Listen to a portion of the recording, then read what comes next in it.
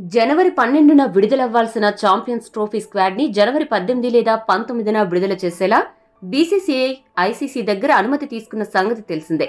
కాగా ఈ స్క్వాడ్ లో ఎవరిని ఎంపిక చేయాలి అనే అనిశ్చితి అయితే ఇప్పటికీ కొనసాగుతూనే ఉంది. కొంతమంది ఆటగాళ్ల విషయంలో బీసీసీఐ ఎటూ తేల్చుకోలేక తర్జన భర్జన పడుతోంది.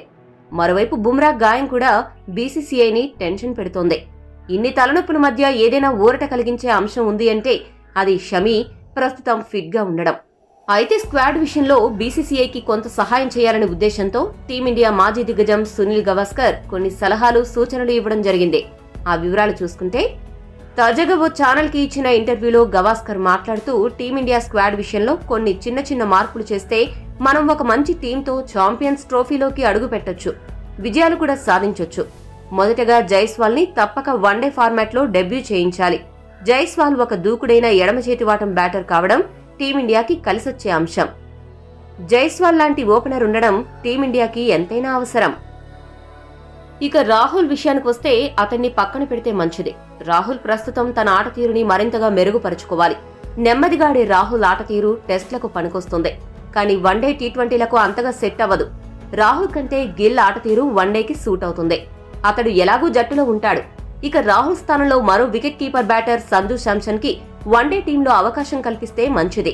సంజు ప్రస్తుతం మంచి ఫామ్ లో కూడా కనపడుతున్నాడు. మరోవైపు శ్రేయస్ అయ్యర్ దేశవాళీలో అదరగొడుతూ వన్డే జట్టులో రీఎంట్రీకి సిద్ధంగా ఉన్నాడు. కాబట్టి మిడిల్ ఆర్డర్ లో ఆడడానికి కోహ్లీ, శ్రేయస్ అయ్యర్, రిషబ్ పంత్ ఎలాగూ జట్టుకి అందుబాటులో ఉంటారు. బౌలింగ్ విషయంలో జడేజా కంటే అక్షర్ పటేల్ కి స్థానం కల్పించడం ఉత్తమమైన నిర్ణయం. జడేజా ఈ మధ్య మ్యాచ్ విన్నింగ్ ఇన్నింగ్స్ లో ఆడలేకపోతున్నాడు. బౌలింగ్, బ్యాటింగ్ లో సరైన ప్రదర్శనలు చేయలేక ఆల్రౌండర్ గా ఫెయిల్ అవుతున్నాడు.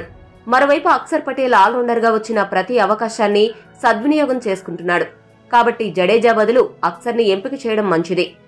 ఇక హార్దిక్ కి బ్యాకప్ గా శివన్ దూబేని కాకుండా నితీష్ కుమార్ రెడ్డికి అవకాశాలు ఇవ్వడం మంచిదే. శివన్ దూబే బ్యాటింగ్ లో అదరగొట్టినా బౌలింగ్ విషయంలో దూబే కంటే నితీష్ ఒక అడుగు ముందున్నాడు. నితీష్ కుమార్ కి మరిన్ని అవకాశాలు కల్పించగలిగితే అతడు మంచి ఫాస్ట్ బౌలింగ్ ఆల్రౌండర్ గా ఎదుగుతాడు అనే నమ్మకం నాకుంది. చివరిగా కుల్దీప్ స్థానంలో వరుణ్ చక్రవర్తిని ఎంపిక చేస్తే మంచిది.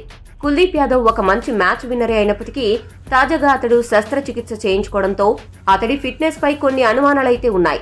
అదే సమయంలో వరుణ్ చక్రవర్తి దేశవాళీలో అదరగొడుతున్నాడు. కాబట్టి కుల్దీప్ స్థానంలో వరుణ్ కి అవకాశం కల్పిస్తే మంచిది అని గవాస్కర్ ముగించాడు. మరి గవాస్కర్ సూచించిన మార్పులు ఎలా ఉన్నాయో కామెంట్ చేయండి. మరిన్ని స్పోర్ట్స్ అప్డేట్స్ కోసం మా ఛానల్ సబ్స్క్రైబ్ చేసుకోండి.